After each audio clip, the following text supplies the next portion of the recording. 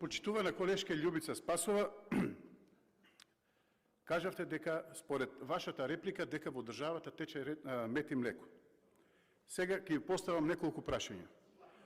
Ако е сето тоа кажано од ваша страна така, ве повикувам, кажете еден автопат кој што е изграден.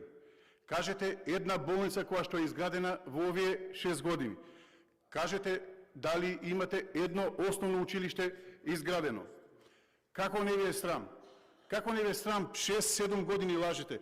Па од Кавадарци до Скопје или од Источна Македонија, од Јужна Македонија до Скопје веќе 4-5 години одиме 5 километри автопат не можевте да реализирате.